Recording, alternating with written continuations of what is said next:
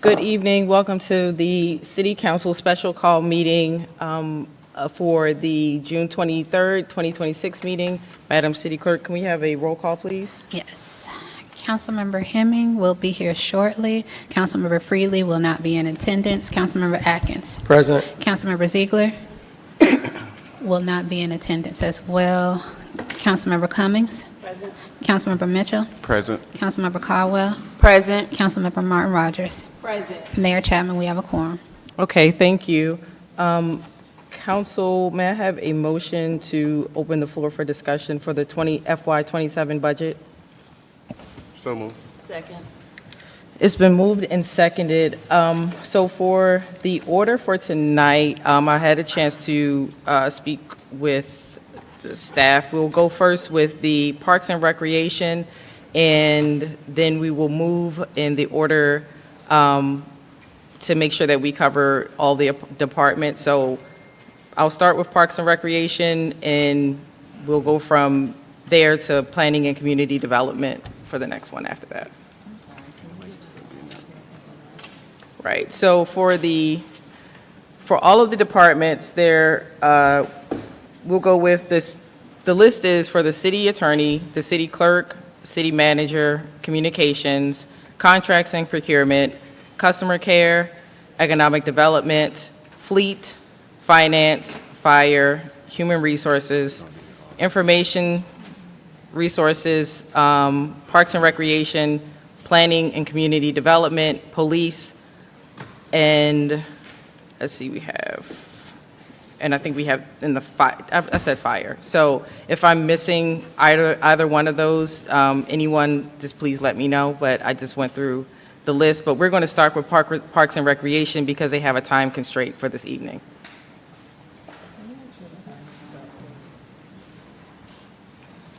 And Madam City Clerk, can we make sure the timer has we have set for 5 minutes per presentation? Yes. All right. Thank you, sir. All right. Good evening, Mayor and Council. I'm happy to talk about what Parks and Recreation Department accomplished over FY26. Very similar to what I presented on last Monday. Proud to say we've worked on park improvements in every ward. Just to name a few, with consideration of time, Colonial Hills, new playground and inclusive playground equipment, full restoration of Victory Park that sits on City Hall lawn.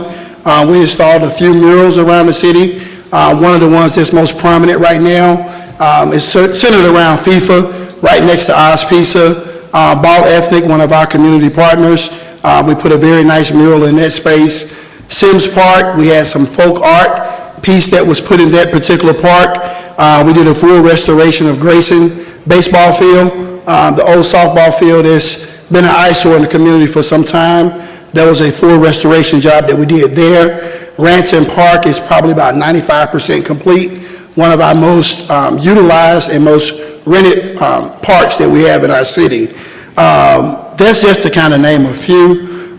Sykes Park, we've done a lot of full renovations. We're looking at doing a re-grand opening with Star and Tremaine. Hopefully after the 4th of July, several pavilion park spaces that will be available for the community. We also updated a lot of our trails at that particular site. Another project that we talked about 2 years ago was becoming more of a green community. I know our fleet department has done a great job of adding electric vehicles. So we actually installed EV stations at all of our most popular parks. Those are up and running. Kind of a forward-thinking thing that we picked up at a National Parks Conference a couple years ago, but I'm proud to say we have them at East Point. From a statistical standpoint, all of our parks are visited more.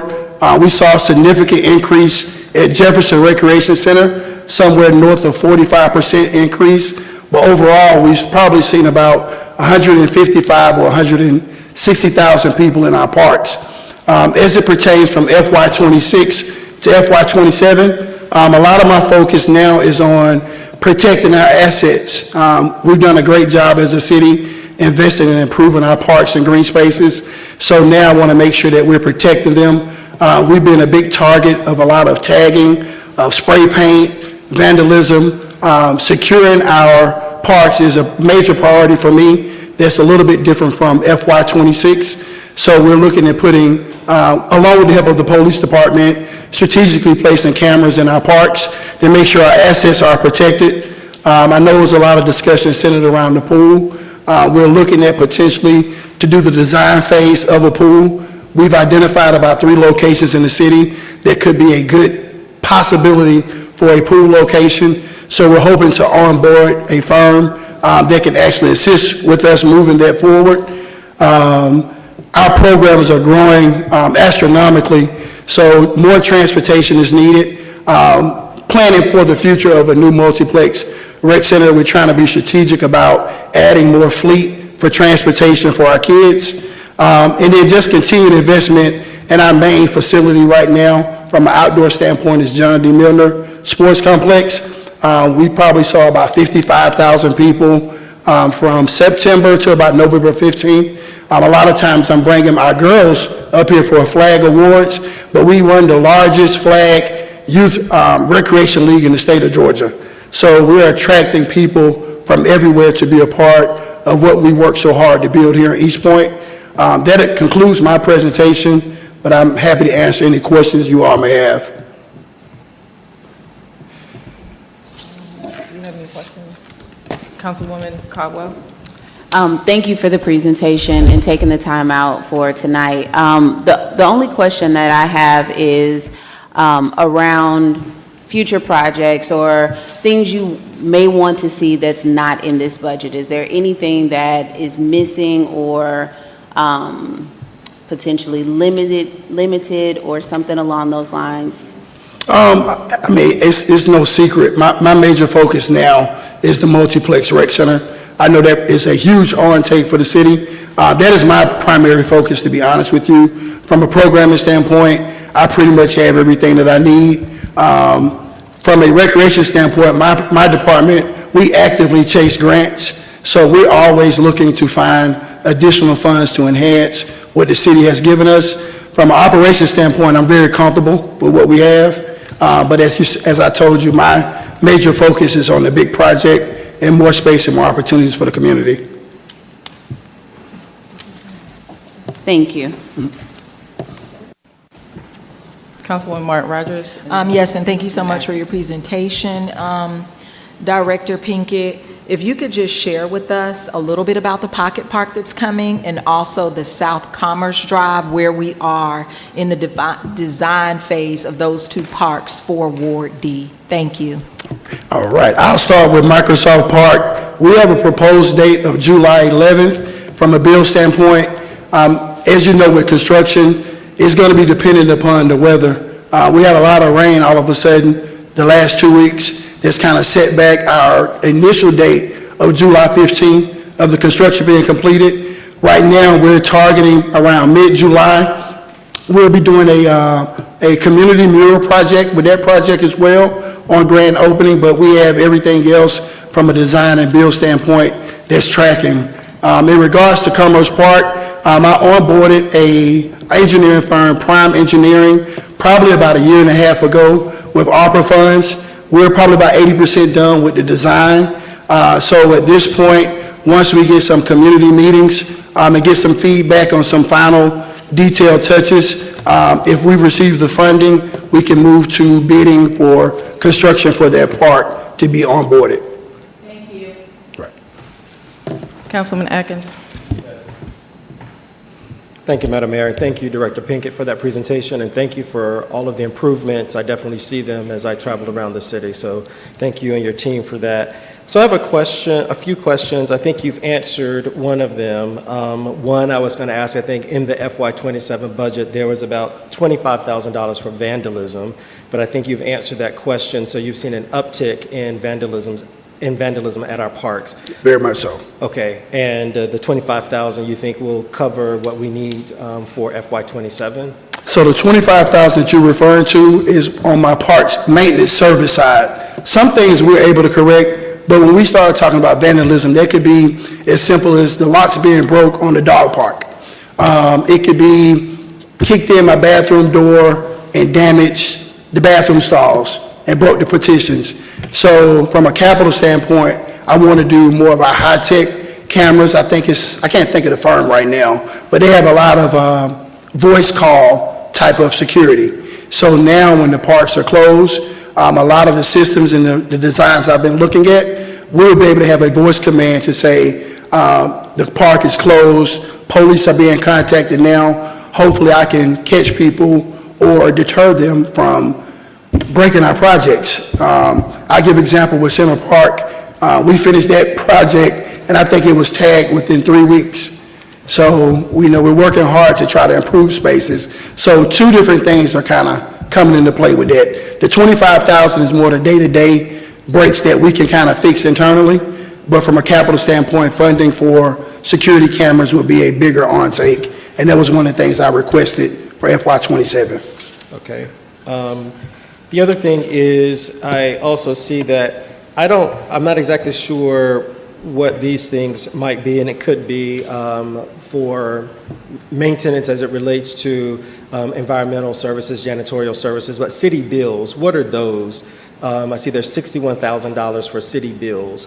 What might that be? So city bills will be like our Comcast, electric, but a lot of that stuff is funded, I think, through our finance department. Several years ago, we put funding in place to cover our particular bills out of our facilities. Now, as far as janitorial goes, we did put money in the budget. Like I was saying in the last meeting, I don't have all the stats today, but Jefferson Recreation Center is probably, I think it was a 45% increase of people coming to our facility.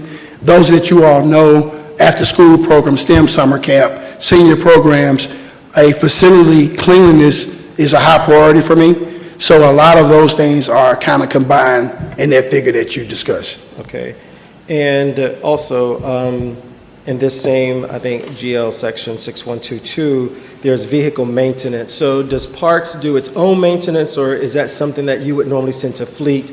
Or, and I know 5,000 is not a whole lot, but would that not fall under fleet for them to do all of the maintenance, or is that something that Parks would do individually as a department? So obviously, Alfonso is our go-to guy for any major breakdowns.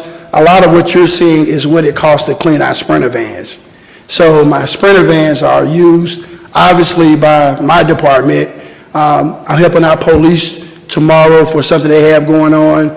Any city officials, they use our Sprinter vans. As you guys can imagine, our kids do a number on our Sprinter vans. So a lot of that is cleaning. To clean those Sprinter vans, you might be looking at probably about $200 a pop. Okay. So we try to get a constant rotation of having those vehicles clean in case anybody in the city would need them. But that's really what that's referring to, not necessarily a muffler or, that type of stuff. That's very helpful. Thank you. And the last question I have is other professional fees. You've got here, I don't know if this is a total, but it's $359,480. Yes. Is that seasonal employees, or what would be covered under other professional fees? Well, that's a lot that goes into that. Some of that is design work for hopefully expanding our model mile. We have a lot of contractors that we use for special needs programs. Some of those programs require licensed professionals to be able to execute what those families need, and there's a cost to that. Some of those are assistance with teacher aides. Our STEM program, we bring in professional STEM instructors, and that's why it's so sought out. So there are a number of things that come out of my professional fees budget. All right, great. Thank you. You've answered my questions. I greatly appreciate it. All right, thank you. Councilwoman Mitchell? Yes, thank you for your presentation. I think you're doing an excellent job every time. You come before us as another national championship, so we're going to keep that going. Right. But I heard, you mentioned the cameras earlier. I know at Sykes Park, I know we got some new equipment once we go down the trail. Yep. Is there any plans to put lighting down there, or like lighting for the trail or the equipment, or?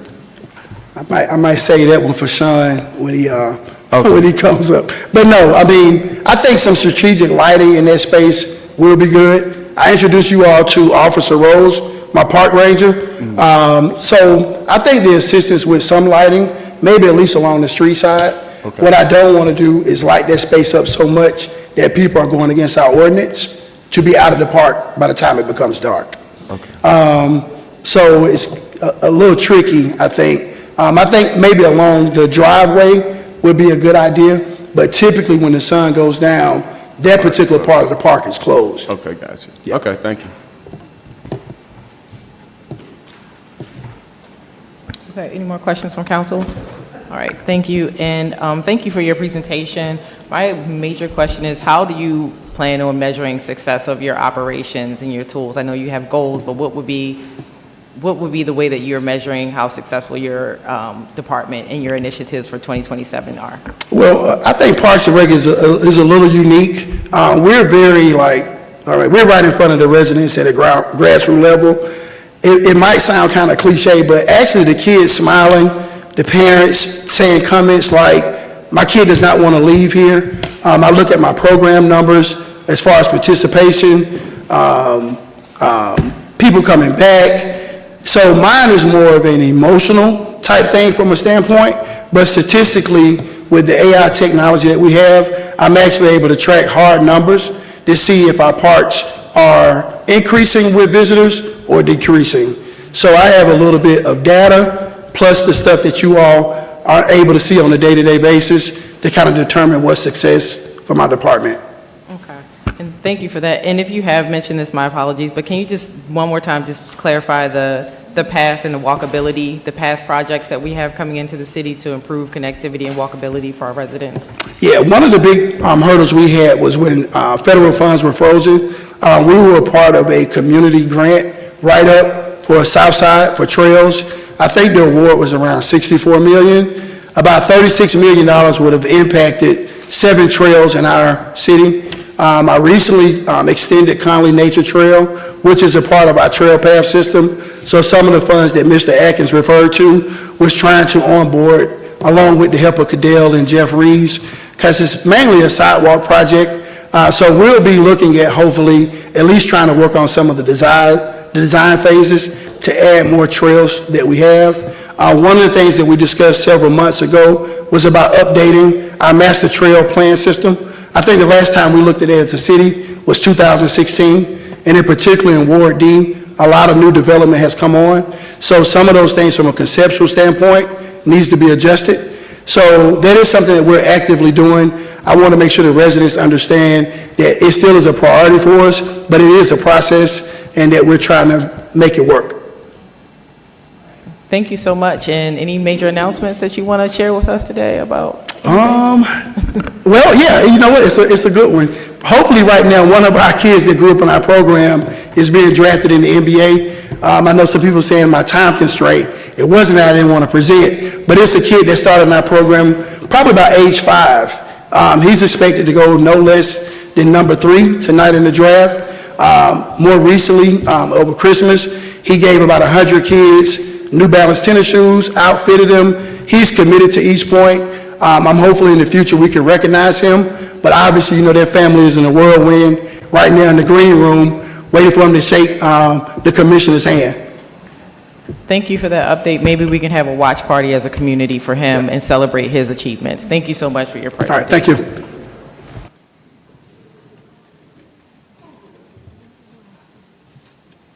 Next, Madam City Clerk, you said the court department would like to come up and present. All right.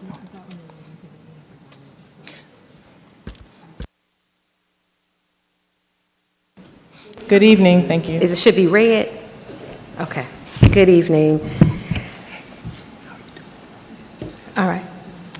So the presentation that we had this evening was focused on the things that you all wanted us to itemize. So I'm going to have Mr. Mitchell, who's our court administrator, go over those key things, and then I'll be available to answer any additional questions that you may have, because most of ours is going to be centered around the construction that's going on in the court department. Mr. Mitchell. Good evening. So we broke ground on March 2nd with our renovations. Currently, the demolition is about 90% complete, and they have started framing walls out, so that's going very well. Another thing that we accomplished this year was quite a few certifications for myself, my clerk of court, and our deputy clerk of court. We feel a well-trained and educated staff is paramount in running the court. So I'm happy to say that through our daily tasks, we were able to achieve several certifications to make us more professional. The next thing you asked about was proposed budget items for CIP projects, and our number one is phase 2 of our renovations. The talks for renovations began in 2024. This is when we got the initial quotes and estimated the amount of money that we thought it would take to get that project finished. Since then, we've had a change in leadership, also change in tariffs. There have been certain services and goods that cost a lot more today than they did then. So it will require an additional amount to finish out the renovations that we begun this year. So that is our first and most important capital project that we're requesting. Also, we have an electrical room in our department that powers the whole courtroom, and it is a very small room without any ventilation. And we all know how servers do without any ventilation, so frequently when we're in court, all the things in the building shut down. And we're required to reset and maybe open doors. We try to use box fans, anything we can use. So we're requesting funds to get that properly ventilated so we won't run into those problems coming forward. We're also asking for money for a new courthouse. The fact that we are located in the same building that people are incarcerated in is definitely an issue. It causes PTSD, among other things, when people have to return to go to court at the same building that they were arrested in. And it would behoove us to move out of that building into our separate space, also allowing us to have more room. Right now, the capacity is 127 in the courtroom. And at times, we have to sit people out in the hallway or in the lobby because we have a large calendar. So we definitely need more space. But that's not to say we can't use the current space for other items like first appearances. Since inmates are already held there, it would make sense for us to do first appearance hearings there and have the families come there. But we would require another space so we can be more efficient and handle this case flow that we have. Due to the increase in police force, and now that their staffing is getting up there, we are receiving a lot more citations than we normally do. So the case count has risen. We also have an arraignment video. You all can find it on the website under our court services page with your Judge Oliver's on there, as well as another gentleman. However, that video was produced years ago, pre-pandemic. There are different practices that need to be articulated during that video. So we're requesting some money for a professional production of that video. You also asked about any changes. There were no major changes in our department. The 2 items that were removed, we had conversations with the city manager, and he was made aware and ensured us that those wouldn't be an issue moving forward. So that's all I got. Thank you. So we'll address any questions. Go ahead. So if there are any questions, so when we talk about the building itself and needing a new courthouse, there's a chilling effect that goes into people having to come in, and it's really generally, if you check with GMA, it's not one of the things that they propose. They do propose that we not be housed in the same building as the police department. That may have been appropriate when the building was built, and at that time there was not solicitors, prosecutors, there were none of that, so the court has progressed in that manner. And so part of the budget that we asked for moving forward, which was, I believe, still in the city manager's budget, was enough funds to do a study. First, that study was, is there a building that is already in place that is city property that can be utilized and fitted for a modern courtroom? Or is there another location that the city owns that there can actually be a built from the ground up facility for court? And so in thinking about that, the reason why we wanted to look at it is because if you notice, if you're in this building when court is going on, there is no parking. And so to place it back where it is now, let's say if you put it there or you put it at City Hall, if you don't build some infrastructure for parking, then you're going to run into another issue, because as it stands now, once the Commons is developed, there, at this point, we have no parking, and we're seeing about 200 people per session, morning session, afternoon session, so it's constantly moving. The issues that we had from the prior budget was there's an line item that's called temporary employees. And Mr. Redmond, Mr. Jones and myself had that discussion on last week. I believe that there was some indication that they thought that was temp employees, but it's actually the associate judges. So there may be some importance in changing the name from temporary employees, as it's been listed with finance, to associate judges, so that it can actually reflect what that position is. The other, of course, was the training and travel. The training and travel for clerks and judges is state mandated, and so it's not an item that we can forego. So we did have an opportunity at the beginning of the discussions with Mr. Jones and Mr. Mitchell with our budget, because normally they meet and I'm in court. So with that going forward, most of the things that we requested were taken care of. We gave the 10% where we thought we could give the 10% that was requested without much of a burden, but I do want to make sure that everyone is aware that even though we made those decreases by state law, we have to give public defenders by state law, we have to give interpreters, and so if we get to a point where we don't have significant funds to cover that, then we will have to come back and ask for an amendment. To this date, we've done very good and very well with the funds that we've been given. We modified how we manage public defenders and things of that nature from a per person to a per session, which made a huge difference. So we believe that we're capable of managing that, but I don't want us to take away something and not know that it's not driven by us as much as it's driven by the number of people who are needing and entitled to public defense, our interpreters. And so that fluctuates year to year. So I can't look at last year and tell you, I think it's going to be this year, because it's going to depend on the number of tickets that we receive, the number of people that we have to service, whether they speak English, Farsi, Spanish, or whatever. So I just want to make sure you're all aware of that. Okay, thank you so much for your presentation. I'll go to Councilwoman Hemmings, and then Councilwoman Martin Rogers, and then Councilman Atkins, and then Councilman, go ahead. Good evening, Judge Oliver and Mr. Mitchell. I just have a quick question for you. I know that there are anticipated changes at the county level related to misdemeanors and things like that. Does that have any bearing on or does it have any impact on the current budget before us? Will we need to be thinking about how that might change things locally for us?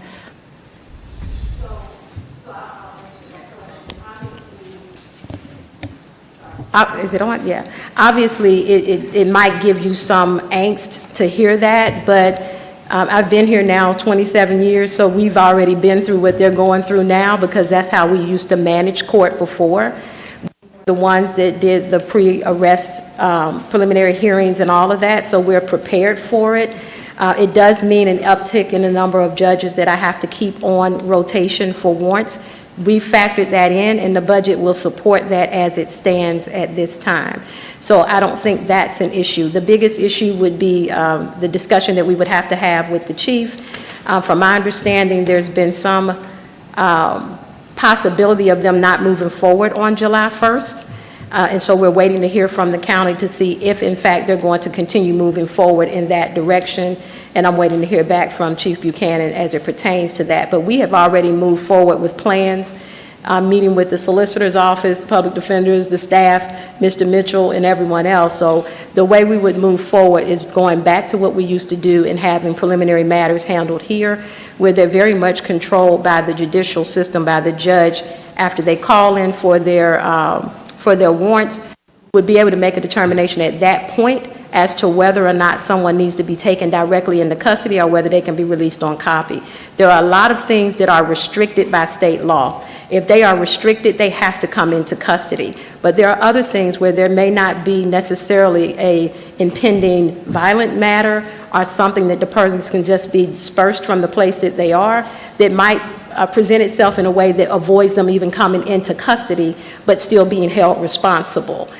So we've managed a way that we might be able to do that. And we'll be doing that as a trial as soon as I hear from Chief Buchanan as to which direction, because we don't ever want to be on the back end of somebody else's decision. So I anticipated this 3 months ago, so I kind of saw the writing on the wall. And so in doing that, we've already started having those discussions of if they do this, then what will we do and how will we manage? But I can assure you that the court's budget anticipates all of that already. Okay, thank you, Councilwoman Hemming. And then Councilwoman Martin Rogers. Thank you, and thank you so much for your presentation. Judge Oliver, you said that you had a building study? No, we have in the budget for someone who's skilled to come in and do a building study. Okay. Previously, probably last year, I believe, Mr. Jones, when you first came on, I wanted to know about what the vision was with public safety so that I can anticipate which direction we would need to go in. And there was some discussion at that time about City Hall and whether that would be a good place or whether some other location would be a good place for a court. And none of us have the skill set to make that decision or that determination. So I believe, if I'm not mistaken, in reading the budget as proposed, that there is amount there for such a study under the CIP. All right, thank you. And just a few more questions, because one of my concerns is the education and travel, and I did notice in the budget that was presented to us, you requested $23,400 in education and travel, and it was sliced to $0. Can you talk to us a little bit about the Institute of Continuing Judicial Education? I think that Mr. Mitchell talked about the courses that you take are mandated, correct? There are some that are mandated. Well, first of all, 12 hours of training for the judges are mandated, period. Okay. The clerks are mandated training every year. So Okay. all of us are mandated training. Now, what that training looks like depends on what's being offered. So the state has training. You may have training that may be out of state that's critical to what we do. For example, the court administration training. Sometimes that's not held here, it's held somewhere else. That keeps us abreast of everything that's new that's going on. So when we said, we'll look at the budget and see where we can cut, we may be able to cut and say, well, this is where they're going, but to say no training at all, that's the problem, because we are state mandated. In fact, if I don't take training, I'm reported to the Judicial Qualifications Commission, and I can lose my ability to sit completely. If I don't have bars dues taken care of, I could be taken completely off the bench and not able to practice law. If the clerks don't have their training, then we could be one of those courts that they say is not operable, and we're reported to the Supreme Court. So it's not just a matter of we want training. We want it because it makes us a better court, but we're required to have it. The ICJE is the Institute for Continuing Judicial Education. That is specifically for the judges. Under the judges, specifically municipal council, are the clerks. And the clerks are also mandated and now actually certified as an organization under the state legislature effective this year. All right, and then I noticed also in the budget for 2024 through 2025, you had furniture and fixtures. Were you able to get those furniture and fixtures back in 2024 and 25? So in 2024 and 2025, some of that was before, it was in a budget before Mr. Mitchell and I were back over the court. If you know, there was some transition. So there were some things that were put in place, and some of those things obviously had to be replaced. And as it stands now, all of it is being replaced because it did not allow for proper usage of the department. In fact, it decreased the space for staff. And so even though we need more staff, we had nowhere to place them. So the court had been operating with less staff than it should to maintain the workflow. And so redoing the entire courtroom as it stands now, we may not get as much space like this room. Thank you all for letting us use it from time to time. gives us a lot more space, but it lets us staff so that we don't get behind in having not to have sufficient staff to do the work. Because that's what, that department started at 13 people over the years and has dwindled down. It's just, when they renovated it, they did not put in the same space that they had before. So even though they had the furniture, it was not enough. So what you saw partly in that 24-25 was us trying to retrofit to get some space that we can hire some people to come and do the work. All right, thank you so much. And Madam Clerk, I would like the record to reflect that I have requested from City Manager Jones the 10% increase in all departments across the board since March. And I have not received that information. I think that that information would have been beneficial to this council to actually see, well, what is being cut 10% across the board. So, Madam Clerk, please ensure that the record reflects that I've made that request since March about the 10% decrease in the departments. Thank you so much for your presentation. Thank you. Did you have something? Thank you. And we will move to Councilman Atkins and then Councilman Mitchell, and that's all that I see so far. Thank you. Thank you, Judge Oliver and Mr. Mitchell, for the presentation. Very briefly, presenting that information has been very helpful. I just want to make sure that I'm framing this correctly in my head. I think that one of the items, there were two that I have written notes about. One of the item has been addressed. That's the training aspect. We need to restore those dollars.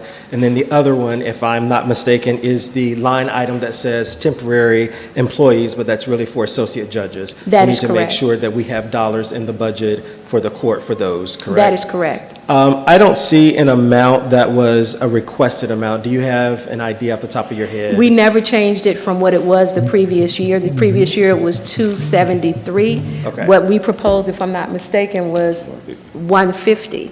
Okay. All right, It was that's helpful. 253, and so we knew that at that amount, now, I will say this, that may need to be adjusted if the county Does does some what, things. yeah, that would Yeah. need to be closer to 200, but not at the 273. So that was part of the amount that we knew that we would be able to adjust down. Yeah. From that 273, we knew we'd be able to adjust down, and we thought 150, but of course, that didn't take into consideration what the county might do and how we need to move forward. So if you were to ask me what I think would be appropriate for that line item, I would tell you 200 would be appropriate. Thank you very much. Thank you. All right, thank you, Councilman Mitchell. Councilwoman Cummings? Thank you for your presentation. A couple questions. So what's your current staff? I know you say originally you were at 13. What is the current number of staffers that you have? 10, but we only have space for 8. 10, but you have space for 8. Correct, but after the renovations are complete, we're able to put at least 2 or 3 more workstations in the So area. that could potentially take you back up to the 13 you originally Correct. have? Okay. And with regards to the server, I know you mentioned that because it's in a small room, that's where it's currently housed, and you have issues from time to time where the power goes out. And I don't know if we've had conversations with maintenance or facilities to find out, is there anywhere else in the building that it could be housed so that we don't have that issue? Do you think we can? I think it may be more difficult because again, it is the brain of the entire department, Right. so And pretty much all the aspects are run space. into that room. So ultimately, if we had a new courtroom, it could be in a better position, but in the current building we are in now, there's no other Okay, so the area solution is a for new it. space altogether. Because it's Fine. next to the jail, so Okay. you got, there's a lot of stuff I'm that's tracking, in I'm place tracking. right there. Yeah. So when you do have those power outages, what is it with the workflow? How does that affect, the court system? Because I know we do morning court and we do evening court. So what type of setback does that give us? It stops. It stops because we can't just arbitrarily print all the GCIC records. And so those are things that are computer generated. And so if the computers go down because the server went down in that software program, then we have to wait until it cools off. And at And then that everything point, has to staff reboot. is going Okay. over opening doors, using the fan. So in the summer, and particularly, we normally print the calendar so that we at least have the calendar to go by. But if I need to see a record, which is 90% of the time, that's going to be difficult. Of course, it blocks staff from actually doing the work that they have to do, so the dispositions are now delayed, and a lot of things that we do are very time sensitive. And so if you're a little short on staff and you have something that stops you from actually doing the work, but this is not just a summer issue, this is a year-round issue. It's a year-round issue. Yeah, I it's a understand. year-round issue, Okay. yeah. So thank you for that. And then one more thing on the temporary employees. I know we're not beating this dead horse. I know it's for the judges, those additional judges that come in for those temporary employees. But I'm looking at I think that the activity and the actuals. I know for 24-25, it was 36,625, 25-26, 19,425. So, and then I look at the budget amount for the 273, so maybe I missed something in the middle of the... No, you didn't miss anything. What you received is me working more than I probably should have. Wow. And not taking as much time, because during that time, which the budget period that you're looking back, I was not over the budget, nor did I know what was in the budget, and I was told that there wasn't anything in the budget. Okay. And there were attempts to find out what was in the budget, but that's in the past, right? So now that we know, that was the amount that was always there that we were not aware of. Okay. So I did not utilize those judges. I tried to do as much of it as I possibly can, which is at this point not feasible. Where we have first appearance calendars, as well as two on the same day arraignment calendars, now there's a judge that actually comes in and she handles the first appearance while I'm doing the other, so people aren't having to sit and wait for an extended period of time. So the way the judges are utilized now is a little different than what it was then.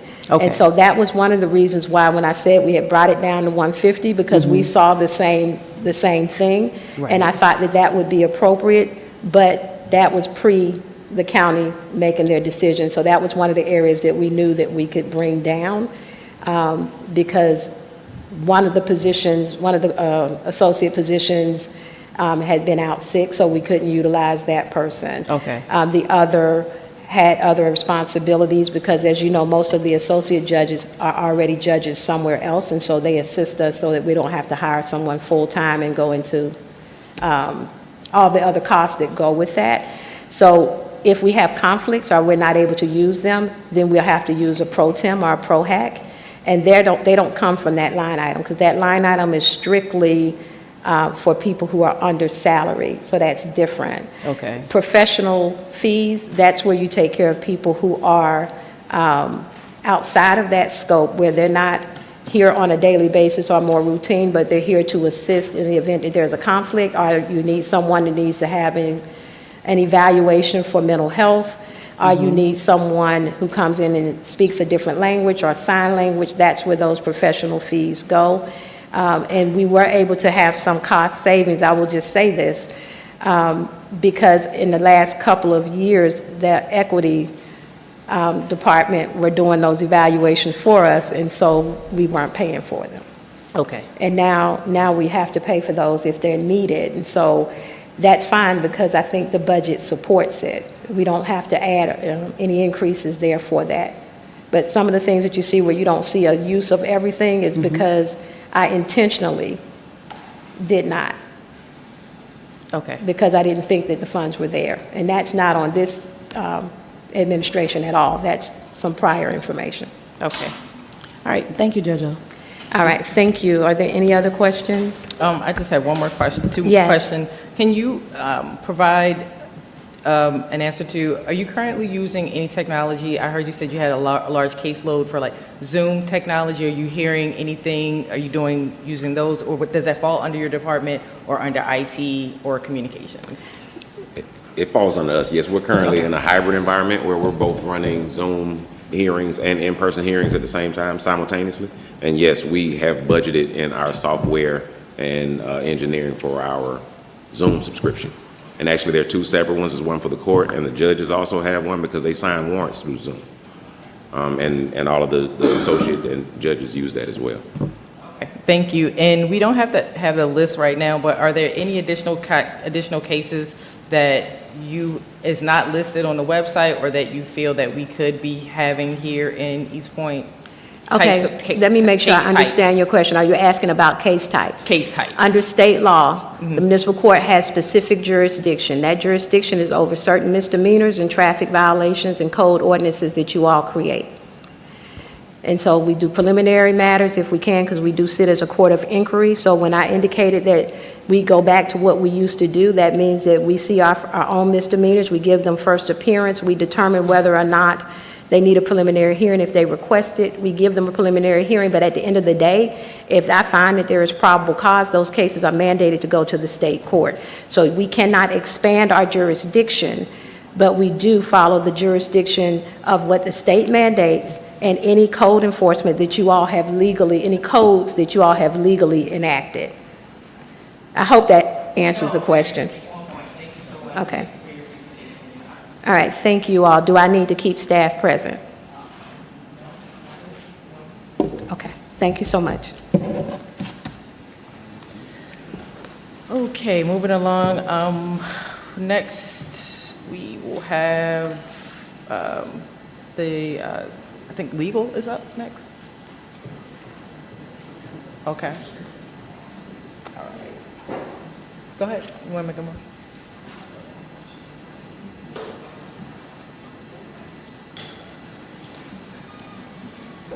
Okay. Are you ready for us, Mayor? I heard, yeah, that's what I thought. Okay.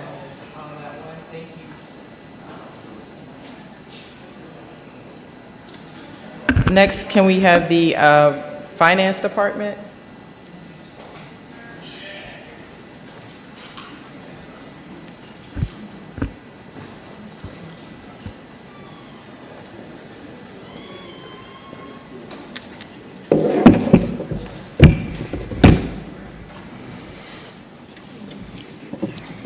Good evening.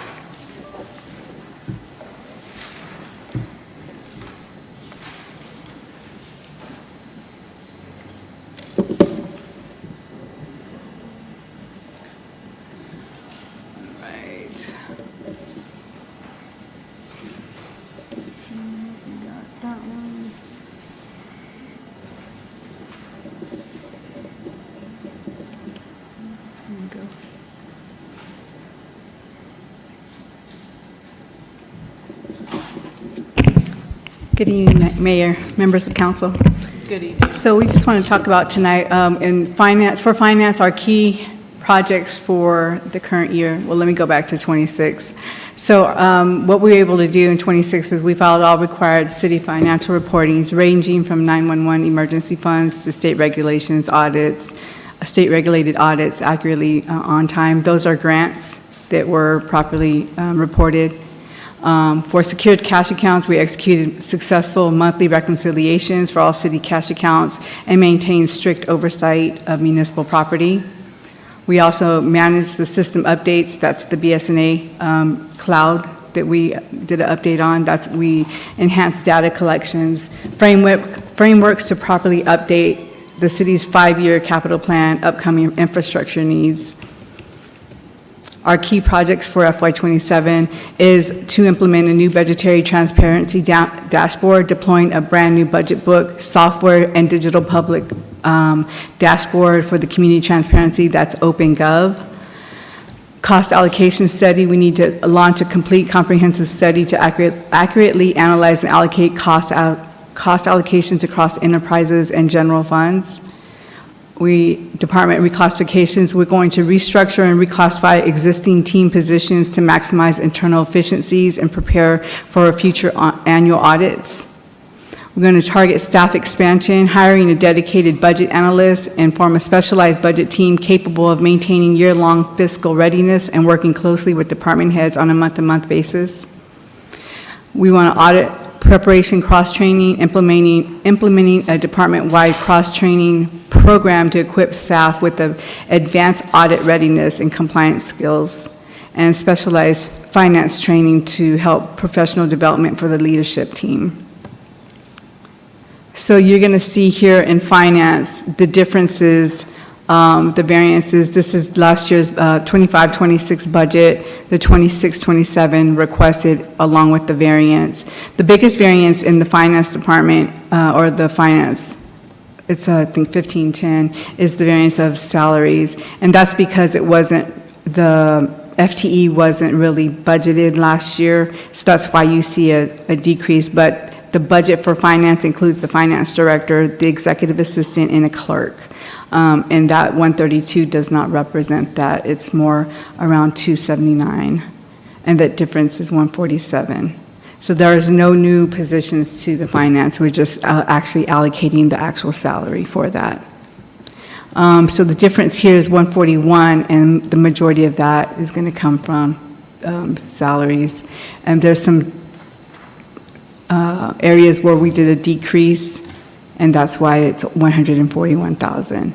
So then we also have another department, that's accounting.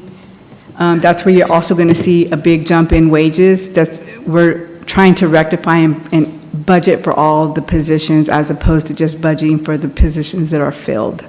And so you're going to see that big jump there is 124,000. And also we're including a new budget analyst and an auditor, or internal auditor. Our big number here is 322. I think a lot of that is the personnel services, so you're going to see a jump in group insurance. We did have an increase in insurance this year because we went to a new insurance carrier. Same with the defined benefits because the increase of insurance. Professional fees and services, there's an increase there for 50,000.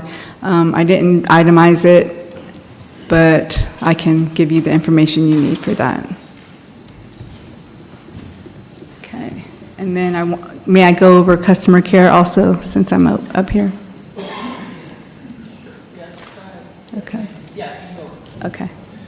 So for FY26 accomplishments, there was a recovery of unpaid utility bills, successfully locating and identifying 528,000 in unpaid utility bills, strengthening the city's revenue recovery efforts and financial accountability. Key projects for FY27, lobby seating for customers. The lobby now has chairs to accommodate customers instead of them standing in line, improving customer experience and the comfort while they wait. Call center relocation. The call center has been relocated back down to the basement, restoring dedicated operational space for phone-based customer support. Billing department relocation. The billing department has also been relocated back down to the basement, consolidating back office function and improving workflow and efficiency. Are we gonna, Is that? that was the timer to stop, or?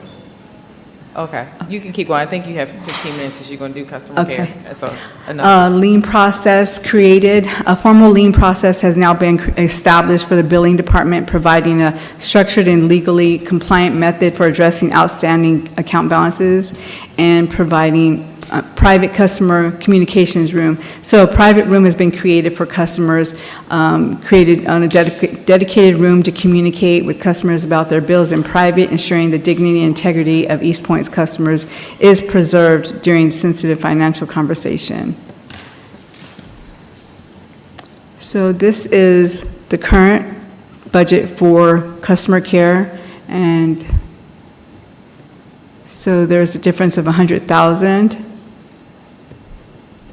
What's requested. And so the difference between customer care and a traditional general fund or enterprises, customer care is funded by the enterprises as well as general fund. So that's where that cost allocation comes in that I was talking about from the finance. So this is imperative that we get that study completed so that we can ensure that all of the cost allocations are correct for each department, because we want to make sure that each one is charged correctly. Do you have any questions?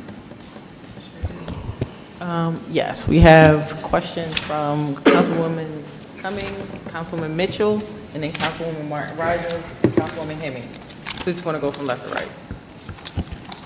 Thank you, Madam Mayor, and thank you for your presentation. Just had a question about the liens. How many liens have we, to date, been placed on properties? None. No liens have been done. The policy has just been created. Okay, so there are no liens? No. Okay. Well, that'll, so no more questions then, because I had more that came from that. Thank you, I yield.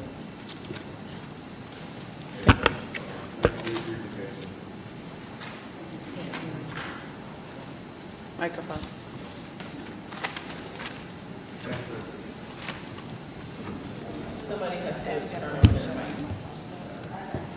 Okay, it's back. I'm sorry, y'all. But yes, thank you for your presentation. I think you answered one of my questions earlier about the internal auditor. My other question was, are there any other positions that are not budgeted for that you feel you would need to be successful? No, I've got all the positions budgeted, so that the goal is to do a couple of reclassifications of some vacant positions and then make it more efficient. And so there's 2 vacancies right now that I think that would be beneficial to the finance and accounting department, especially on the budgeting side and the auditing side. But they're all have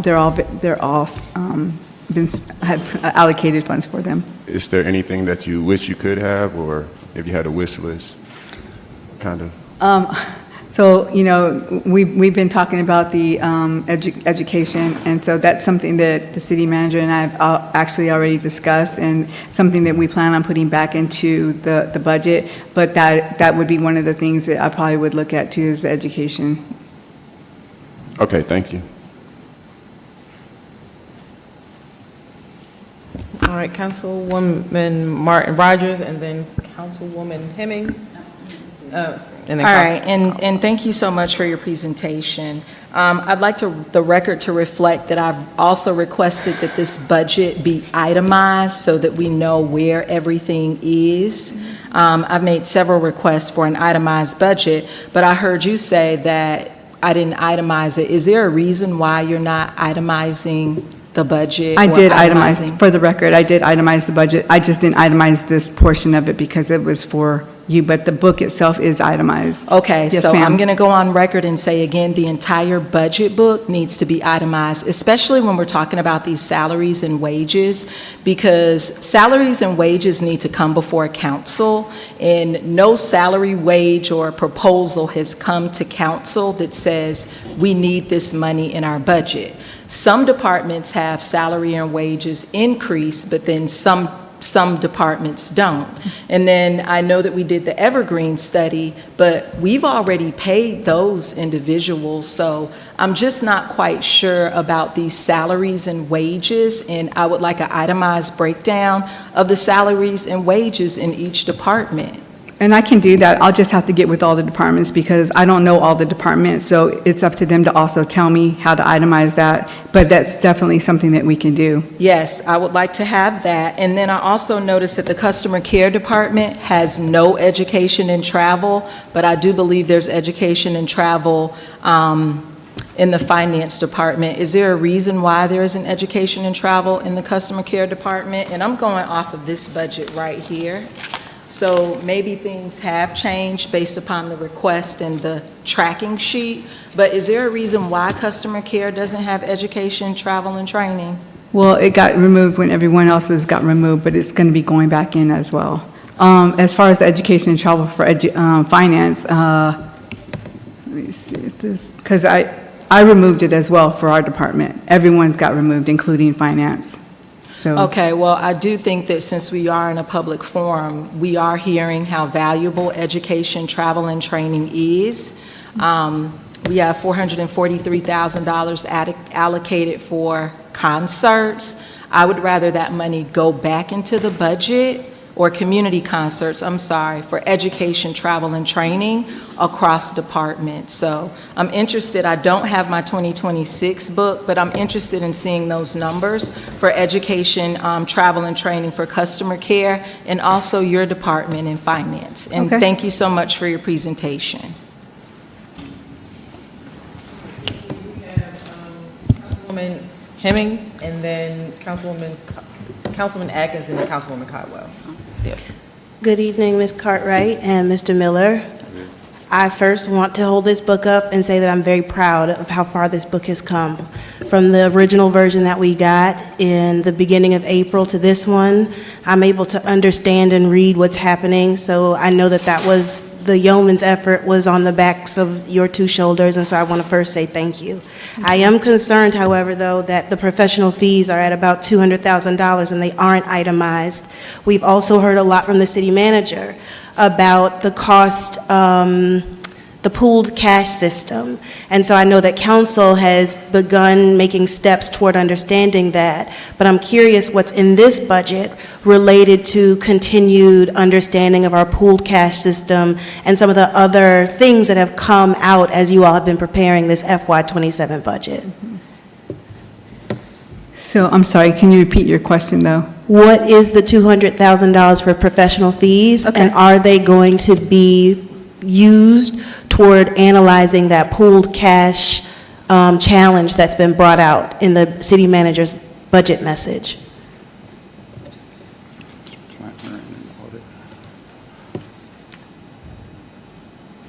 Can I ask if you're looking at 1510 or 1512? Because we have finance and accounting. So let me just go back here. Just tell me what you're going to use the professional fees for across all of them, accounting, financing, and customer care. Okay.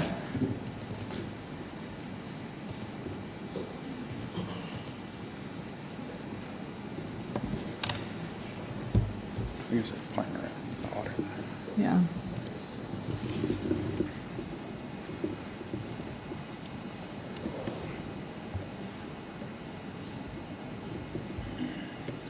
Bear with me for one moment.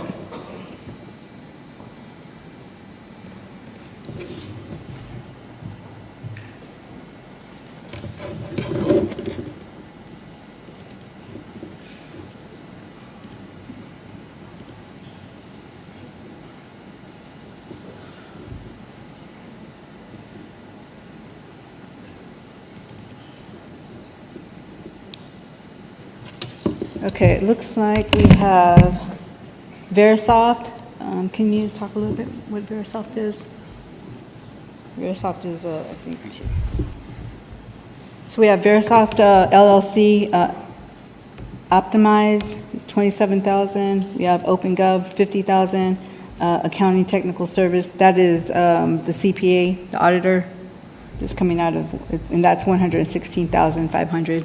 Optimize is the company doing the cost allocation. So these are in administration of your typical finance. These are outsourced professional fees. So Verisoft, I'm assuming, has something to do with your accounting software? Correct. Or Yes. Okay. So these are primarily relationships with entities that help you facilitate the completion of different reports, et cetera. Is that correct? Correct. And so Verisoft is actually going to help us do the cost allocation. Okay. The other thing that I was really curious about in your FY26 accomplishments, you said that you completed all of the required reporting. Could you share with the community where they can find those reports? So, for example, the T-SPLOS is one of the reports that has to be completed about how those funds were used, the finance portion of it. The ARPA dollars is another thing that the community's been curious about, how those have been used. Where can the community find those completed financial reports? I don't think they're actually available to the community, but it's something that we can put on the internet, our website, if that's a desire of council. I certainly think that the community would appreciate understanding how these federal and state dollars have flowed in and throughout our city to enhance and improve it. Okay. Another thing that I'm curious about is related to the budget analyst. So do I understand that the budget analyst position was a previously budgeted position, but you are going to actually seat that person in this year's budget? Is that the right way to understand that? No, ma'am. That's actually a new FTE It's a that's new going to be FTE. implemented at the beginning of the year. Okay. And then my final statement, it's not a question, is around customer care. I think another council member just mentioned it, but customer care is the face of our city. A lot of times, the way that people experience our city first is through the utility bills, through their experience with customer care. So can you talk about the things that you're currently doing to improve the experience of the community as they interact with customer care through this budget? So some of our, I've got a great new manager also, and we kind of share the same vision. The vision is service excellence. And so that's the vision we want to bring to customers. And when they come inside the building, we want them to have a great experience. We want to be able to help them in any way we can as far as if they have questions with their billing. We want them to leave happy. And so giving them a good customer experience is the goal. And so we want to educate our staff. We want to give them customer training as far as how to treat customers, how to handle customers, when to accelerate a customer to the supervisor. And so that's something that is actually being evaluated and trying to work with staff now to give the customers a great experience. Okay, and then last thing, the BSNA system, the interface is different. Do you have any dollars in your budget that would allow you all to help the community understand how to use the new interface of the BSNA system? I don't think so. Do you remember anything going in? Yeah, Not for the public. Yeah, not for the public, just to, for the regular payments that go to them, but not something that we could give to the public, but something we can work on. I'd be really happy to see some of that happen in FY27 because it's different for me. I don't know if it's different for everybody else, but I don't know how to use it in the way that I knew how to use the previous BSNA system, so maybe some training for the public so that they can use that system more effectively would be helpful. And that may not even cost money. That could be just something staff puts together for the public and putting out awareness for them and, letting them know how to use it. That may not, that's just, I think to me, it would require time, which it shouldn't be a problem, especially when trying to educate the community. Thank you so much. I yield. Yes, thank you, Ms. Cartwright and Mr. Miller, and I will echo the sentiments of my colleague. I do appreciate all the work that has gone in, not only from the both of you, but also Ms. Wilkins and also Mr. Cephas and other members to get this budget to where it is today. I just have one question. It's a piggyback on Councilmember Mitchell's question in terms of if there was something that you need that would make your operations more efficient. I think you responded regarding human resources, but is there any technology that you think that this city could use in terms of managing our financing, making ledger entries easier, more efficient, and then also increasing transparency? Is there any technology that we currently do not have that you would recommend that we do get for the city? I think for me, I've worked on OpenGov before, and I'm not sure if you're all familiar with it, but OpenGov has a dashboard that would be something that the community could go onto the website and see. Like, they would be able to drill down on specific account numbers, and what this is going to do, in my opinion, is it's going to alleviate some of the records requests, because if someone's asking for a records request on finance, they could go onto the dashboard and they could drill down and see everything, and so that's going to alleviate time for the clerk's office. And so that's what I'm really trying to look at. I'm trying to look at efficiencies, not just for the finance department, but for the city as a whole. And so I think that OpenGov is a great tool. Like I said, I've worked on it myself, and it will be able to provide like variances from year over year, and you'll be able to track 10 years back, and it's just implementing that whole software.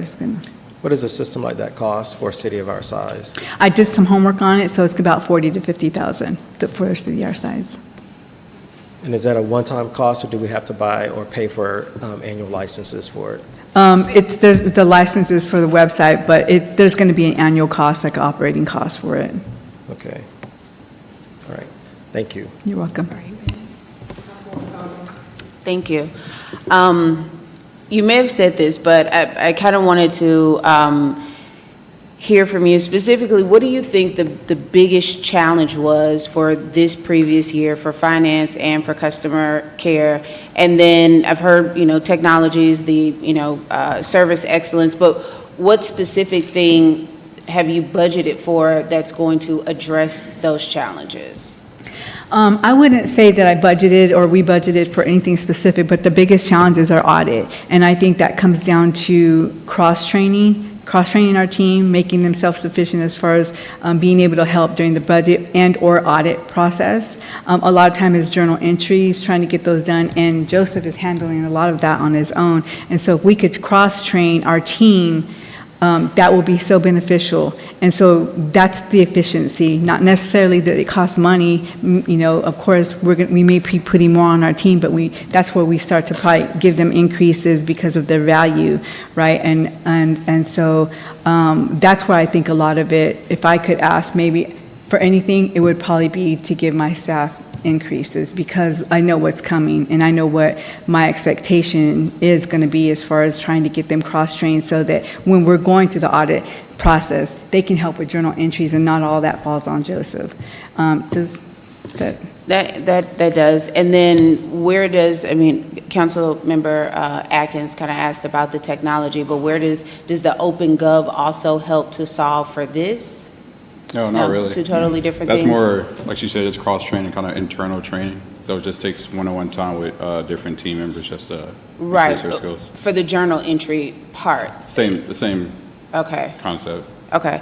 And then can you go back to the salary piece? You mentioned, I think on the finance side, that there wasn't, the FTE or the full-time employee wasn't fully calculated in previous years, so it's the exact same line items, but it's calculated differently now?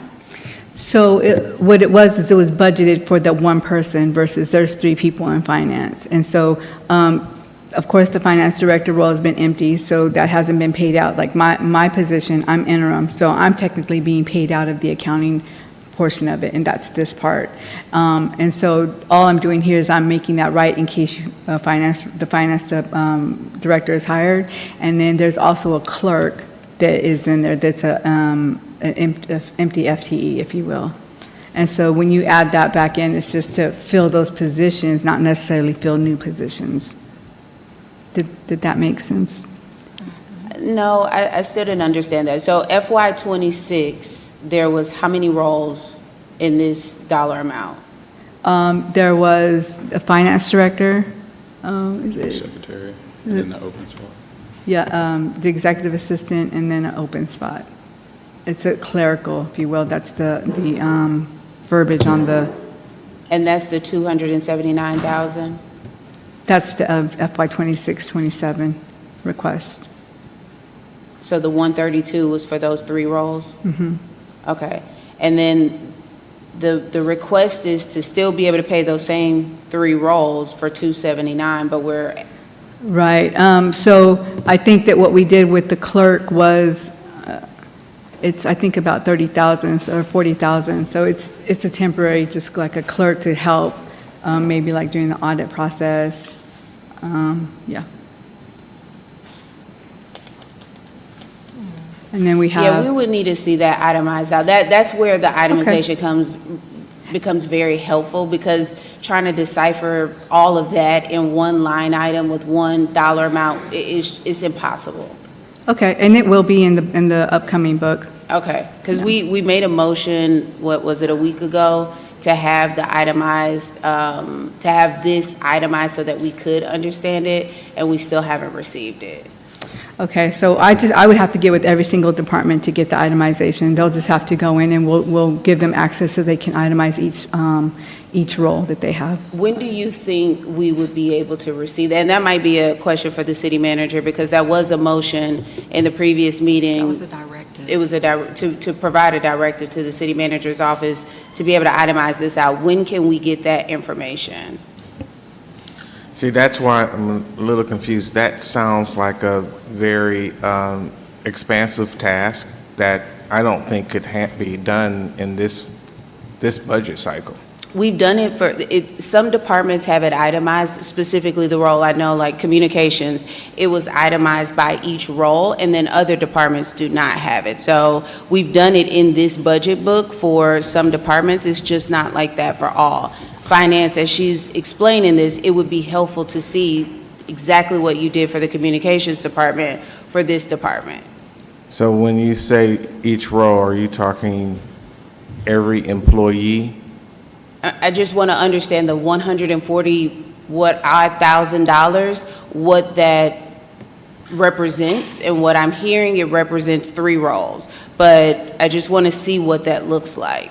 Well, certainly, if it's just that particular case, that's not hard to do. When you say organizational wide, that's what I'm hearing, and that's where I'm like, I don't think we'll be able to do that in this budget cycle, so. But the salaries that- and wages that you have listed here, does that, what does that include? Is that not all employees, or is it?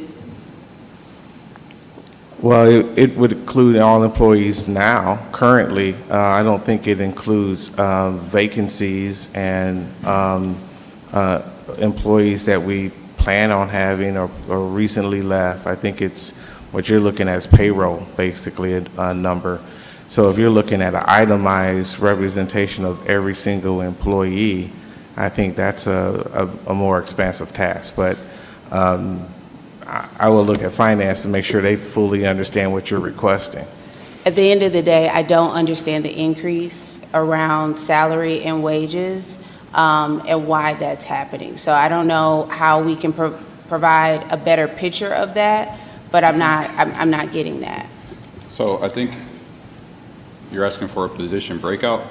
I just want it right, and I also want to understand where is the increase coming from and why are we applying the increase? Well, the increase, again, okay, so say, for example, it was just budgeted, one position was just budgeted as opposed to, or 2 positions was just budgeted as opposed to 3. I mean, I get what you're saying as far as needing a detail line. It'll take a lot of time to get that into the final book, and I don't want to make any promises that it would take me a week, because it would take longer than a week, because you're looking at water and sewer. They've got a big employee list, police, fire.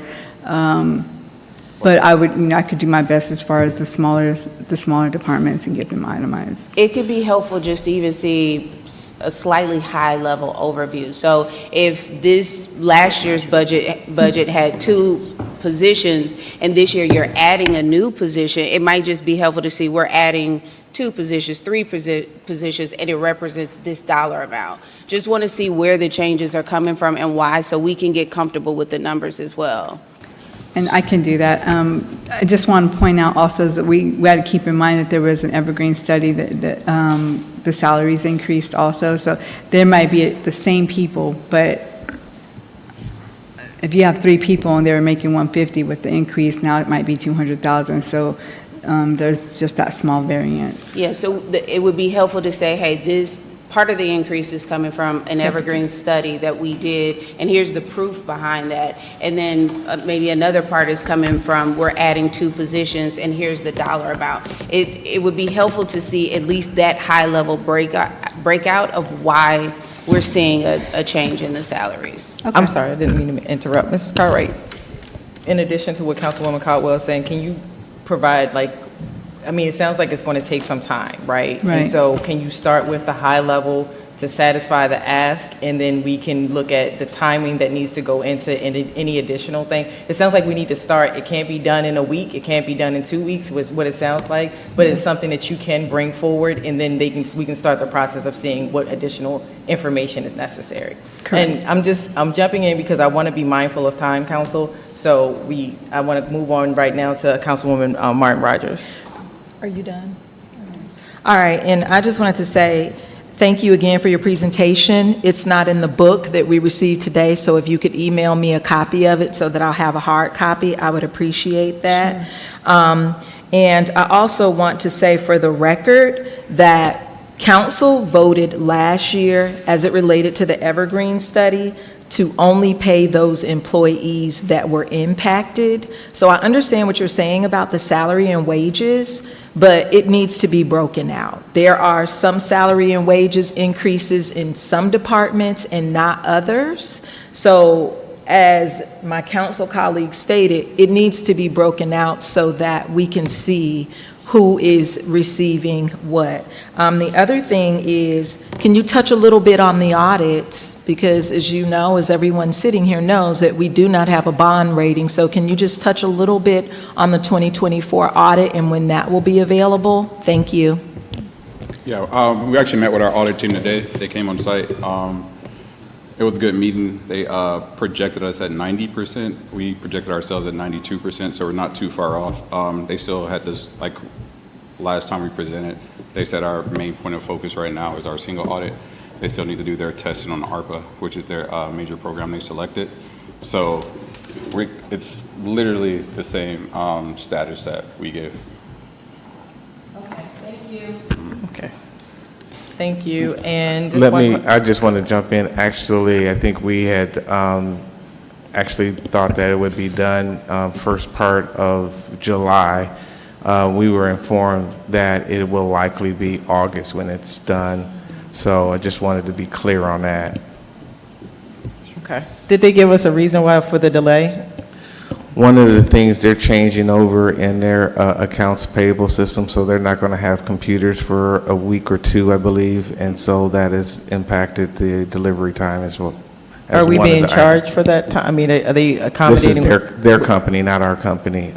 So their company is switching over, so they're basically not going to have access to computers for, I think it was 1 to 2 weeks. Okay, I think the reason why I'm asking, because their delay is not our problem, technically. So, I mean, it is definitely, and I'm not trying to be flippant, but I'm just being honest about if the time that we're spending and we have to get these things, and just making sure that we're holding them accountable, so. Yeah. Okay. So, Ms. Cartwright, I have one question. In terms of your budget, it sounds like, for example, that we just used, there are line items that are in the budget, but across the board, things like the studies that we implement and that we pay for to help us run the city, as you are doing the budget, whether now or in the future, how are you looking at things like performance and measurability along the way? And you mentioned that you're going to be using OpenGov as your source of technology. Does that software, in your opinion, help track the implementation of the budget audits, and then how that ultimately impacts residents along the way? How does that, tell me a little bit about the reporting that you're seeking with this software. So the goal is to, of course, provide transparency to the community. And with the OpenGov software, that will be possible because it'll be a dashboard on the website that they can go in, they can look at different departments, drill down where before, like right now, we get a lot of records requests if they want to see a budget report or if they want to see a bank statement. You know, all that can be pulled from the OpenGov software. And so I was really just looking for efficiency, not only for finance, but from a reporting as far as like for the clerk's office. Okay, that's super helpful. I think just along the way, if we can find a way to streamline the budget process and get into the nitty-gritty of the questions through the reporting along the way throughout the year, when we get to the time that we're passing the budget, some of these things can be like rectified, called out, flags raised along the way so that we're not scrambling and taking up a lot of time with unnecessary, or not unnecessary because all of this is necessary, but questions that can be addressed along the way before we get to this. And so that's what OpenGov is. It's a budgeting tool. Yeah. And so that's the goal. And then do they ask us, do we have a requirements document in terms of like benchmarks that we'd like to implement, or do they just start us from zero when we are implementing our numbers into their software? It's from ground zero. It's from ground zero. Yes. And then after they're from ground zero, is there an opportunity for us to put forth the benchmarks that we have already identified in managing our budget to see how that tracks along the way? Yes, because you can put in, even with BSNA, I can pull in the previous year so that you can see it, and that's a tool with OpenGov also. But we can't, our BSNA, it's not, for the community, they can't access it. But with OpenGov, they can. So they can see year over year what the difference is, what the variance is from different years, and see, well, they can ask the question, hey, why is the budget lower than it was last year? Or they can see the actuals, because we may not necessarily spend what the request is. We might be asking for $1 million, but only spend $500,000. It'll provide them that transparency that, hey, just because you asked for $100,000 doesn't mean that you're spending it. So why are we giving it to you? Okay, I appreciate that, and I definitely would like to see those numbers, because when we're doing the budget, as I've learned, it's not just about the numbers, right? So it is about the people, it is about the impact that we have on the community, and therefore it is about the story behind the numbers, right? Right. So I want to get us as close as possible to ones and zeros, yeses and nos, changes in development without, I would prefer that the story matches the numbers and that there is no opportunity to interpret it as it may not be presenting. Do you understand what I'm Yes, saying? I do. Whether it's within council or out in the public, we really need to be mindful of the information that we're putting out, because a lot of things can be left up into interpretation and damage the reputation of our city. Right. So we really need to be mindful about the way we're talking about our numbers in our cities, because I definitely want to see how we are measuring performance, how we are measuring success, and how those measurements can impact our city and make it better and stronger. So those are the things that I'm looking for the government software you're speaking of. Right, and that Open Gov will allow us to do that, because what it's going to do, it's going to bring all our departments together, and so everyone is going to have to pull together as a team, as an organization, and because it will be transparent, it will be open to the public, and so all our departments will have to provide all of the information so that we can give that to the community. Much appreciated, and I'm looking forward to seeing what we develop for next year. Thank you.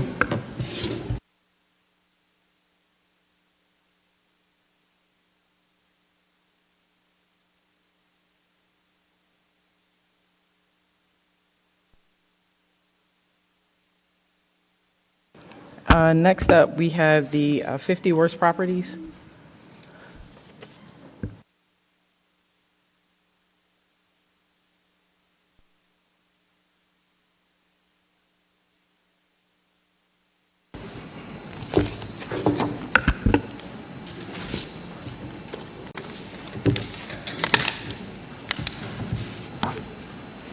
Good evening, Madam Mayor and Council. Good evening. Thank you. So the 50 Worst Properties Program is our program department dedicated to addressing the deteriorated and blighted properties within the city. So some of our key accomplishments for FY26 have been centered and focused around addressing the properties that were existing on the list. So one of the things I do want to highlight with FY26 was that we were able to reduce that active inventory that we had on the 50 worst properties list.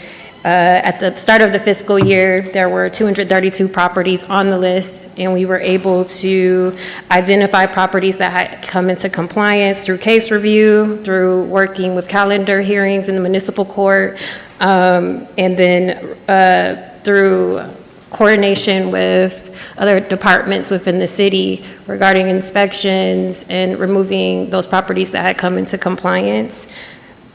Another highlight that we also had was working with the Property Tax Division on correcting the assessment for the blight tax. In the previous tax years, we had underassessed the tax on the property owners. So that has been a huge success with not only applying that correct rate to incentivize people to bring their properties into compliance, but we've also been able to handle appeals, which has helped us with identifying properties that were in compliance and no longer needed to be on the blight list. So there's been significant work administratively with having a cleaner list and then being able to develop projects moving forward with a list that is addressing properties that have been on the list for quite some time that we haven't been able to address because of transitions within the program. And so major changes that I would like to discuss and also identify some things within this FY27 budget.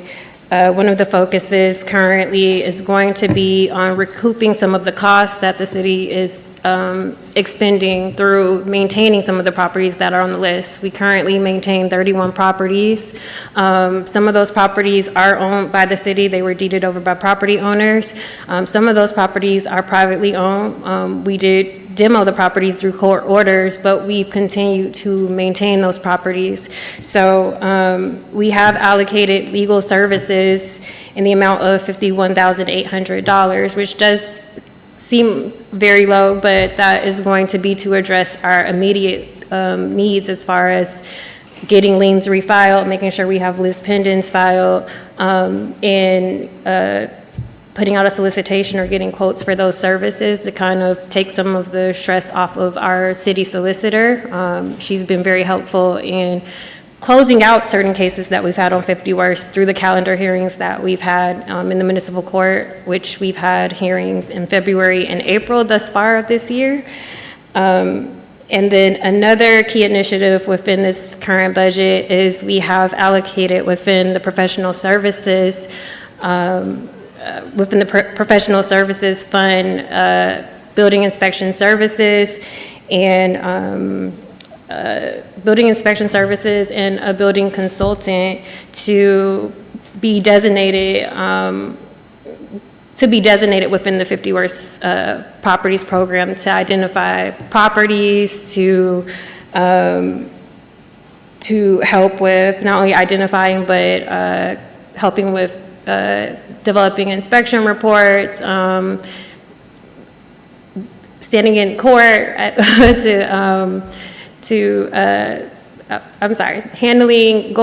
appearing in court to present the inspection findings, and then working with our property technicians. So we would be using services for that, also reviewing plans. And another major change would be that we would be reducing the amount of properties that we will be focusing on in the fiscal year, meaning projects that we want to see to a completion, right?